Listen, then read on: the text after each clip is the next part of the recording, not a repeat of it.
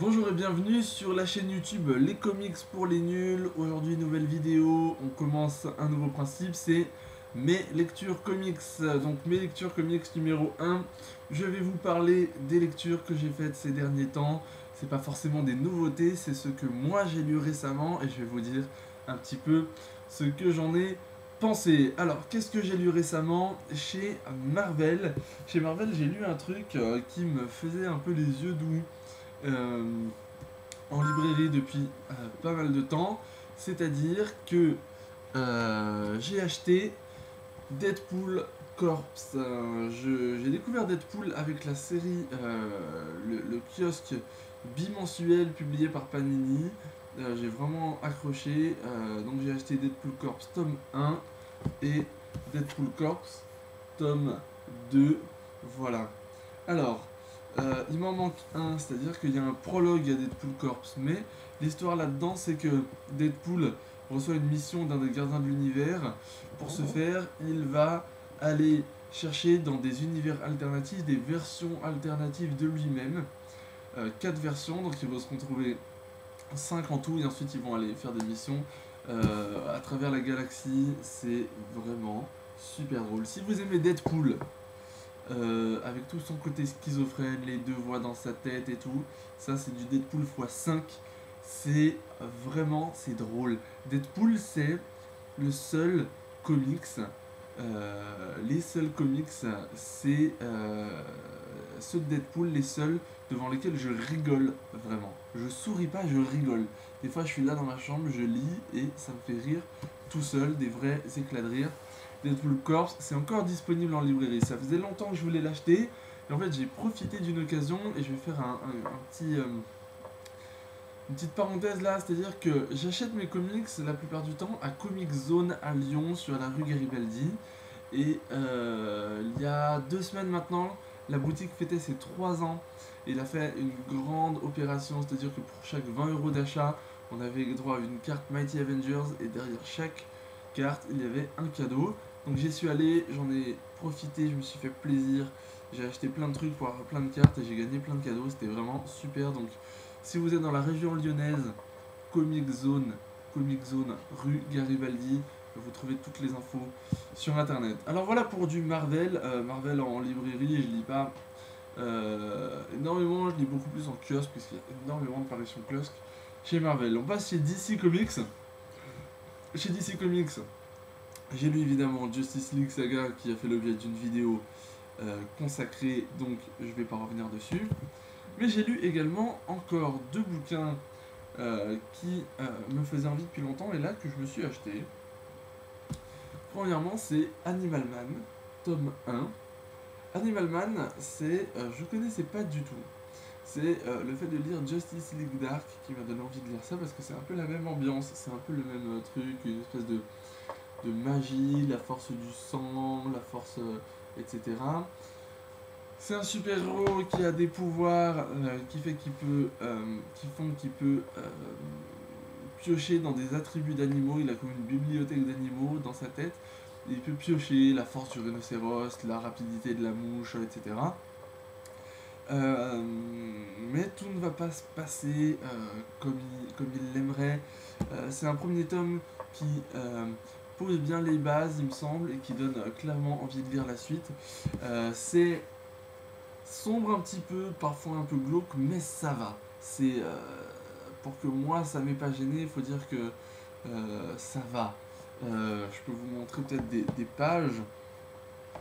Euh, voilà, il y a ça, il y a un monstre qui vient à la porte. Il est un peu bizarre, mais je veux dire, il n'y a pas du sang pour du sang. Ça sert l'histoire, c'est logique dans l'histoire. C'est pas dessiné de manière trop trash. Euh, c'est vraiment pas mal quoi. Animal Man, c'est vraiment pas mal. Et j'ai acheté pour le lire en parallèle Swamp Thing. C'est-à-dire que je l'ai acheté pour le lire en parallèle parce que en fait il faut les lire en parallèle. Et si j'ai bien compris, à partir du tome 2, il va y avoir des interactions entre les deux. Swamp Thing, c'est la créature du marais. Euh, euh, c'est un docteur. On comprend pas exactement les origines là-dedans, mais ça va venir, je pense. C'est un docteur qui a été transformé en la créature du marais et qui est redevenu docteur et qui va devoir se retransformer en la créature du marais pour aller sauver le monde contre la force de la nécrose.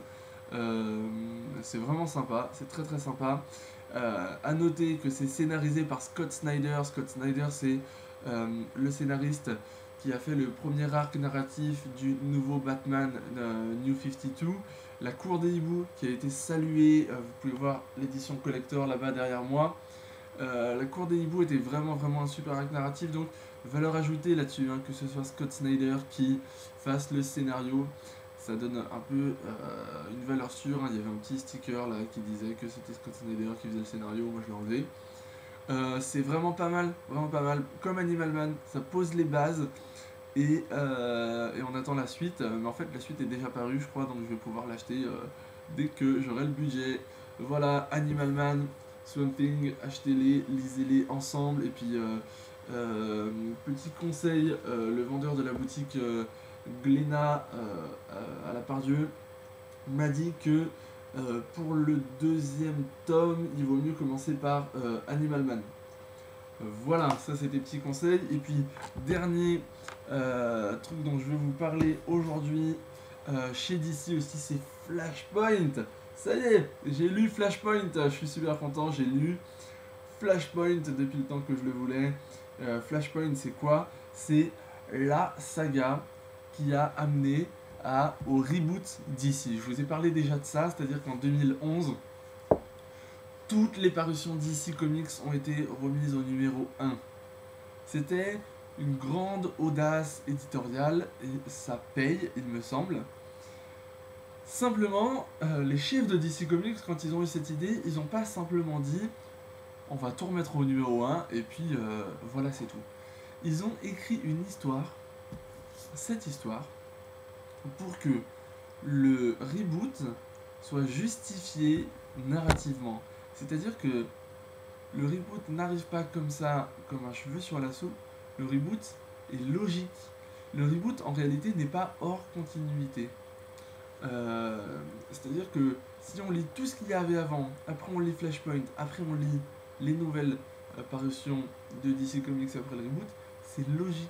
On comprend pourquoi c'est comme ça. C'est vraiment super de la part des boss de DC Comics d'avoir voulu faire ça, d'avoir justifié tous ces changements de manière narrative. C'était vraiment cool. Flashpoint, j'en attendais beaucoup, peut-être trop, c'est pour ça que j'ai été un petit peu déçu, je pense.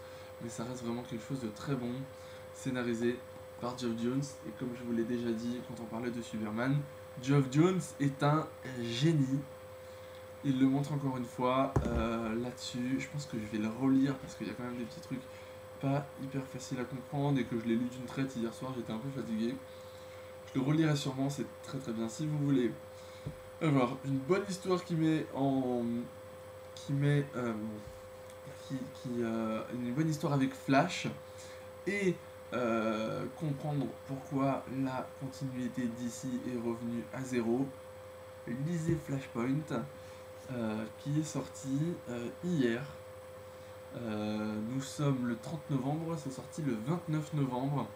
A noter également que dans la première édition, donc les exemplaires qui sont en ce moment en librairie mais qui ne vont sûrement pas trop durer, il y a, comme c'était le cas pour All Star Superman, il y a le film d'animation tiré de Flashpoint en DVD et en Blu-ray.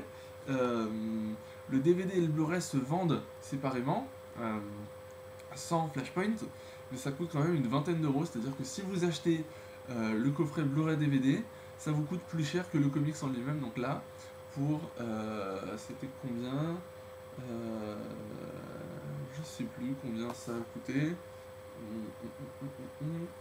je sais plus, une quinzaine d'euros, peut-être un peu plus, peut-être une vingtaine d'euros.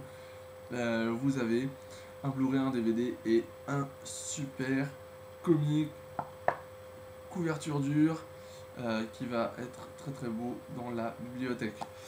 C'est tout pour mes lectures. Juste à signaler aussi que tous les kiosques Marvel de décembre sont arrivés en librairie. Je les ai tous trouvés hier à la librairie Glénat à la part Dieu, donc Avengers, Wolverine, X-Men Universe, Iron Man, etc., etc. Même Spider-Man qui était censé sortir que le 6 décembre était déjà disponible. Et également, évidemment, Age of Ultron 4 sur 6. Voilà, je sais pas trop ce qui s'est passé du côté de Panini. Ils ont été envoyés en avance, mais du coup, c'est sympa. On les trouve tous en librairie. C'est plutôt cool. Voilà, merci Panini. Hein, c'est bien. Si ça a été un premier en avance, c'est pas plus mal de les envoyer en avance. Voilà, donc c'est tout pour aujourd'hui. On se retrouve bientôt pour une nouvelle vidéo dont le sujet reste encore à définir. En attendant, continuez à lire des comics, allez en librairie, allez en comic shop, demandez des conseils, renseignez-vous. Et puis, portez-vous bien. À bientôt.